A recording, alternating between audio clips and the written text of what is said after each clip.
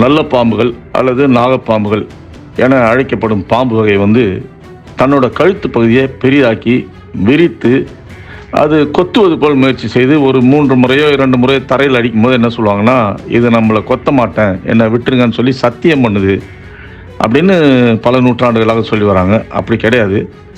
இந்த பாம்புகள் வந்து தங்கள் கழுத்தை, அந்த ஹூட்டுன்னு சொல்லுவாங்க, அதை பெரிதாக விரித்து காட்டுவது ஒருவித பாதுகாப்பு நடவடிக்கை. அதாவது தங்களை பெரிதாகவும் ஒரு அச்சுறுத்தலான உருவமாகவும் தோற்றமளிக்கிறதுக்காக அந்த மாதிரி செய்யும்.